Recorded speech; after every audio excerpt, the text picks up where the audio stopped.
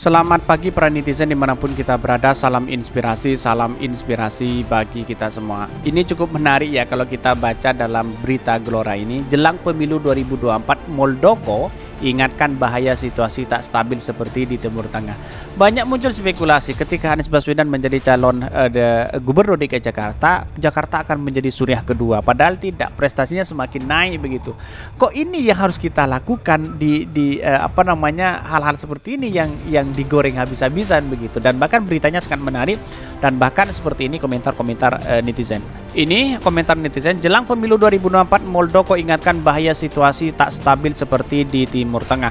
Dan bahkan ini orang-orang yang selama ini yang membuat kehancuran rakyat dengan mengadu domba dan merusak demokrasi. Semoga beliau cepat putus rasa malu untuk merebut partai orang. Ini banyak sekali yang mentweet, ada yang kritik dan ada yang tidak begitu. Bisa dipidana nggak ya? Ucapan itu berpotensi menimbulkan kekacauan padahal Pak Presiden sedang jualan IKN.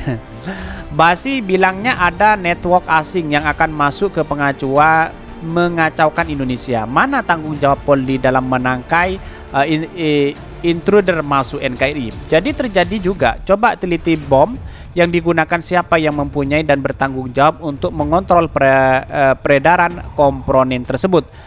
Atau ada Satgasus baru yang berfungsi sebagai variabel dinamisasi keagamaan di Indonesia demi terciptanya pemimpin yang terkontrol lebih oligarki atau semacamnya. Ini banyak sekali yang mengkritik begitu. Bukannya seharusnya pemerintah itu berusaha memberikan pelayanan dan informasi yang lebih baik untuk seluruh rakyatnya, meyakinkan akan terciptanya kondisi yang aman, kondusif dengan menegakkan hukum secara adil seperti mempersiapkan kotak suara yang lebih aman dan tidak tegas penyebaran wacana 3 periode. Garong partai yang gagal lagi bicara, apa sedang mempersiapkan untuk bikin chaos ya? Garungi partai lagi dong biar makin ramai. Banyak sekali yang mengkritik kepada Pak Muldoko, di tasutnya ada yang mendukung begitu kan. Berarti ya mereka sendiri yang bikin tak stabil. Semakin jelas siapa sebenarnya ingin nuansa tidak stabil agar pemilu 2024 bisa ditunda ini. Dulu juga ada yang bilang kalau Jakarta dipimpin Anies Baswedan bakal kayak Suriah. Mana tuh yang ada kotanya malah maju dan tambah bagus. Sorry bos, isu radikul 2023 nggak bakal laku lagi. Masyarakat kan sudah cerdas hari ini, publik kan bisa menilai seperti apa mereka begitu kan. Keberhasilan pemerintah demokratis dan modern di dunia itu ditandai salah satu mampu menyelenggarakan pemilu dengan baik dan aman. Ngapain disangkut pautkan dengan Timur Tengah? Itu kan urus saja Papua yang sudah memanas. Muldoko. Banyak sekali yang mengkritik dan memberikan tamparan keras begitu. Tetaplah jadi pejabat walaupun tak berguna. Gimana ceritanya? Kami sebagai masyarakat merasa biasa-biasa aja. Ya, kami hanya menunggu the next presiden yang lebih baik dari sekarang. Yang kacau itu di Papua, pemerintah harus konsen ke Papua, bukan harus dan nakut-nakutin masyarakat. Banyak ya di Papua kemarin itu ada katanya pelanggaran yang dilakukan, tetapi kemana Polri dan yang lainnya begitu kan? Apakah tidak ada tindakan seperti itu begitu kan? Ini sangat disayangkan sekali hal-hal seperti ini. Yang punya kekuasaan siapa? Yang punya perangkat keamanan siapa? Yang punya anggaran siapa? Yang tahu intel, yang tahu pejabat dan yang tahu pejabat. Kalau bisa itu situasi bahaya ini banyak sekali.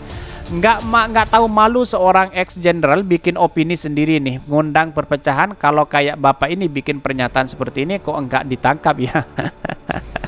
Banyak sekali yang mentweet mereka dan ada yang mengkritik. Tapi di satu sisi inilah demokrasi kita sebenarnya begitu. Kita harus menghormati satu sama lain begitu kan.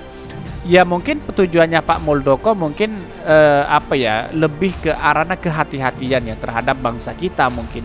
Mungkin seperti itu begitu. Tapi di satu sisi masyarakat sudah cerdas hari ini.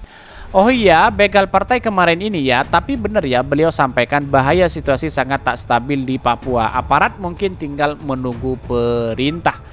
Padahal sudah dibolak-balik tuh ke Tim Teng cari investor, kok sekarang bilang Tim Teng dan stabilnya. Banyak sekali yang mengkritik begitu. Tetapi inilah bagian dari demokrasi kita harus menghormati satu sama lain begitu, apalagi sekelas pemerintah seperti Pak Muldoko begitu kan, karena mungkin lebih paham dengan situasi itu begitu. Tapi perlu diingat sebenarnya biar tidak terkesan dengan hal seperti itu, mungkin di Papua yang kemarin ada terjadi situ mungkin harus diberikan sanksi juga begitu, karena Sudah lama hal-hal seperti ini terjadi begitu. Kasihan juga begitu kepada masyarakat. Dan bahkan mari kita baca beritanya seperti ini. Ini beritanya, jelang pemilu 2024 Muldoko ingatkan bahaya situasi tak stabil seperti di Timur Tengah. Dikutip dari Gelora, Kepala Staf Kepresiden Jenderal TNI Purna Muldoko menekankan bahwa tahun politik menjelang pemilu 2024 harus dikelola dengan pendekatan cinta kasih yang menitik beratkan pada perilaku politik baik dan terpuji. Pendekatan-pendekatan yang bersifat keras, kasar, bahkan adu domba hanya merugikan kita semua, kata Muldoko saat menerima audiens pengurus wilayah Aceh Majelis Pengajian Tauhid Tasawuf Indonesia di Gedung Bina Geraha sebagaimana keterangan tertulis diterima di Jakarta. Menurut Muldoko, demokrasi dan stabil harus berjalan seimbang dan dikelola oleh baik. Jika satu dari dua hal itu mendominasi, maka akan terjadi kesenjangan dan berpotensi memunculkan kerusuhan. Contohnya di Timur Tengah ketika demokrasi dan stabilitas tidak terkonsolidasi dengan terjaga yang justru situasi yang tidak kondusif, kata Muldoko. Dia mengaku berpengalaman menghadapi berbagai dinamika menjelang tahun politik saat menjabat sebagai Panglima TNI pada 2017-2015. Muldoko juga meminta kepada jamaah Majelis Pengkajian Tauhid Tasawuf tersebut dan seluruh kalangan masyarakat untuk ikut berkontribusi menciptakan tahun politik yang kondusif dengan penuh cinta kasih. Pemerintah tidak bisa bekerja sendiri, katanya butuh keterlibatan dan doa dari seluruh kalangan masyarakat. Indonesia akan menggelar pemilu secara serentak 14 Februari 2024 untuk memilih presiden dan wakil presiden, anggota DPR, DPD, dan DPRD periode 2004-2009. Selanjutnya pemilihan kepala daerah pada 27 November 2024. Nah, ini kan cukup menarik ya, dalam artian bahwa mengimbau sebenarnya Pak Muldoko ini takut terjadi hal-hal seperti itu yang dibenturkan dengan yang di Timur Tengah, karena beberapa banyak kepentingan-kepentingan itu yang dibenturkan dengan situ begitu kan. Dalam artian banyak kasus-kasus seperti ini yang kemudian menjual agama itu sangat laku sekali begitu kan. Inilah yang kemudian bukan disorot dalam artian bahwa kita harus menentukan sikap bahwa kita harus berhati-hati bersama, jangan sampai ada provokator. Kira-kira seperti itu yang saya tangkap dari pernyataan dari Muldoko ini. Dan bahkan saya rasa sangat baik sekali ketika ada satu misalnya pilkada, kita harus bersama mengawasi bersama, karena di satu sisi banyak kecurangan-kecurangan yang ada dan dimainkan begitu. Mulai dari suap dan suap, mulai dari suap satu ke satunya, bisa saja yang menjadi problem besar dan bahkan rawan sekali terjadi KPU begitu kan. Banyak yang dituduh seperti ini dan bahkan tidak kooperatif terhadap pemilihan presiden, apalagi serentak begitu kan. Ini yang harus berhati-hati betul bahwa ini yang harus kita lakukan bersama. Kira-kira kan seperti itu begitu. Walaupun banyak yang menjadi spekulasi di di masyarakat terkait dengan ini, muncul beberapa kritikan begitu ini. Pasti jualannya nggak jauh dari tim tank. No, di Papua rakyat mau dibentak lagi. Fred, kalau situasi tidak stabil maka pemilu harus dipercepat menjadi tahun 2023, bukan malah buat narasi pemilu ditunda atau 3 periode. Coba ditelusuri, setiap ucapan bernada pesimistis muncul selalu dari dalam, dari pejabat negara. Zaman dulu setiap ada gelagat negatif selalu dicegah, ditangkal, ditutupi agar tidak muncul dari permukaan. Tidak membuat cemas, era sekarang menciptakan bayang-bayangan. Ini kritikan keras kepada Muldoko berarti sebenarnya ya. Jangan ngomong radikal Timur Tengah. Tuh KKB di Papua yang jelas-jelas di depan mata.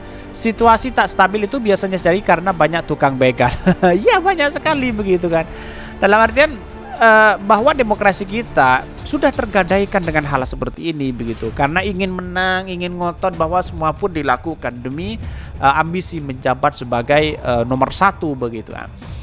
Pemilu-pemilu sebelumnya sampai penyebab ratusan KPPS meninggal adem aja, nggak ada pernyataan khawatir. Manusia kalau sudah dikuasai uang dan jabatan minus empatinya banyak sekali.